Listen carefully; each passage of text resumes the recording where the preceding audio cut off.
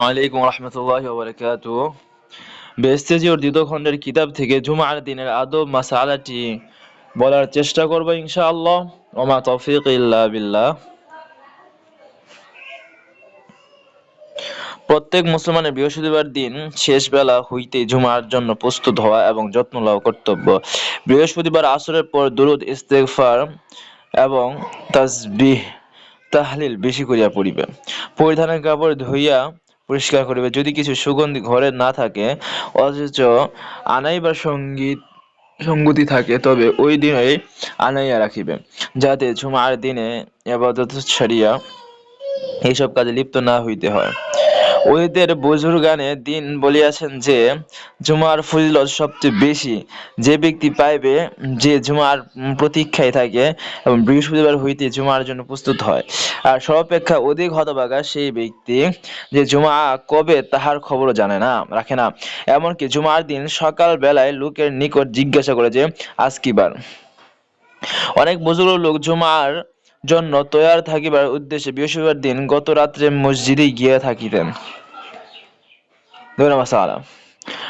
প্রত্যেক জুমার দিন প্রত্যেকের হাজামত বানাইয়া পরিষ্কার পরিচ্ছন্ন হইবে, গোসল করিবে, মাথার চুল এবং সর্বশরীরে উত্তমরূপে পরিষ্কার করিবে এবং মেসওয়াক করিয়া দাঁতগুলিকে পরিষ্কার করা বেশি ফজিলতের কাজ। যাহার নিকট যেরূপ উত্তম পোশাক থাকে, তাহা পরিধান করিয়া খুশবু লাগাইয়া মসজিদে যাইবে, নখ ইত্যাদি কাটিবে। 4 নম্বর, জামে মসজিদে খুব সকালে যাইবে। যে যত সকালে যাইবে সে ততই অধিক সওয়াব পাইবে। হযরত রাসূলুল্লাহ সাল্লাল্লাহু আলাইহি ওয়াসাল্লাম ফরমাইছেন, জুমআর দিনে ফেরেশতাগণ জামে মসজিদ দরজায় দণ্ডায়মান থাকিয়া মুসল্লিগণ যে যে সময় আসিতে থাকে তাহাদের নাম লিখিতে থাকেন। যে প্রথমে আসে তাহার নাম সকলের উপরে লেখা হয়, তারপর দ্বিতীয়, তারপর তৃতীয়, এইভাবে পর্যায়ক্রমে সকলের নাম লেখা হয়। যে সর্বপ্রথমে আসে সে আল্লাহর রাস্তায় একটি উট কুরবানি করার সমতুল্য সওয়াব পায়। যে দ্বিতীয় নম্বর আসে সে একটি গরু কুরবানি করার সমান সওয়াব পায়। যে তৃতীয় নম্বরে আসে সে একটি বকরি কুরবানি করার সওয়াব পায়। তারপর যে আসে সে আল্লাহর রাস্তায় একটি মোরগ জবাহ করার সমতুল্য সওয়াব পায়, এবং তারপর যে আসে আল্লাহর রাস্তায় একটি আন্ডা দান করার মতো সওয়াব পায়। তারপর যখন খুতবা আরম্ভ হয়, তখন ফেরেশতাগণ ওই খাতা বন্ধ করিয়া খুতবা শুনিতে থাকেন। পূর্বের জমানায় শুক্রবারে লোক এত সকালে এবং জাঁকজমক ও আগ্রহের সহিত জামে মসজিদে যাইত যে, ফজরের পর হইতে শহরের রাস্তাগুলিতে ঈদের দিনের মতো লোকের ভিড় জমিয়া যাইত। তারপর যখন এই রীতি মুসলমানদের মধ্যে হইতে ক্রমশ লোপ পাইতে লাগিল, তখন বিজাতি লোকেরা বলিল যে, ইসলামের মধ্যে এই প্রথম বেদাত জারি হইল। এই পর্যন্ত লিখিয়া ইমাম গাজী রাহমাতুল্লাহ বলিতেছেন, মুসলমানগণ ইহুদি এবং নাসারাদের অবস্থা দেখিয়া কেন শর্মিন্দা হয় না। ইহুদিগণ শনিবারে এবং নাসারাগণ রবিবারে কত সকাল সকাল তাহাদের প্রার্থনালয়ে ও গির্জাগৃহে গমন করে।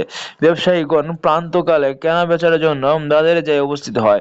অতএব দিন অন্বেষণকারীগণ কেন অগ্রসর হয় না? এহইয়াউল উলুম। প্রকৃত প্রস্তাবে মুসলমানগণ এই জমানায় এই মোবারক দিনের মর্যাদা একেবারে নষ্ট করিয়া দিয়াছে।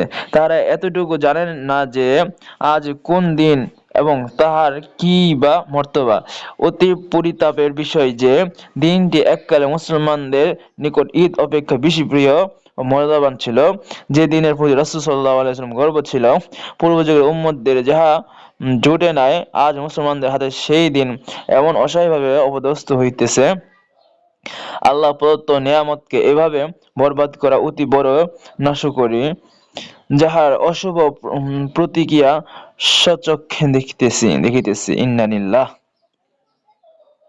5 নম্বর, জুমার নামাজের জন্য পদব্রজে গমন করিলে প্রত্যেক কদমে 1 বৎসর কাল নফল রোজা রাখার সওয়াব পাওয়া যায়। তিরমিজি শরীফ। হযরত রাসূলুল্লাহ সাল্লাল্লাহু আলাইহি ওয়াসাল্লাম জুমার দিনে ফজরের নামাজে আলিফ লাম মিম সাজদা এবং হাল আতা আলাল ইনসান এই 2টি সূরা পাঠ করিতেন। কাজেই মুস্তাহাব মানে মনে করিয়া কোন কোন সময় পড়িবে, আবার কোন কোন সময় ছাড়িয়া দিবে, লোকেরা যেন ওয়াজিব মনে না করে।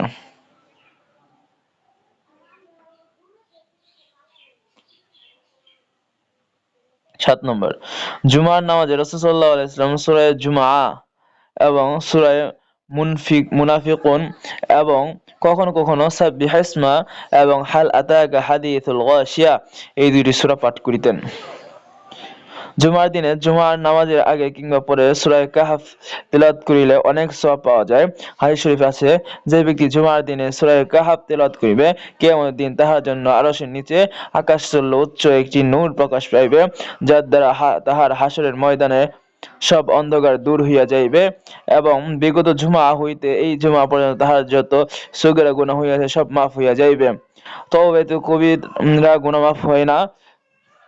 9 নম্বর, জুমার দিনে দুরূদ শরীফ পড়িলে অন্যান্য দিনের চেয়ে বেশি সওয়াব পাওয়া যায়। এই জন্যই হাদিস শরীফে জুমার দিনে বেশি করিয়া দুরূদ শরীফ পড়িবার হুকুম আসিয়াছে।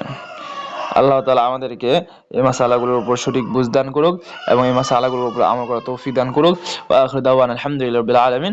আসসালামু আলাইকুম ওয়া রাহমাতুল্লাহি ওয়া বারাকাতুহু।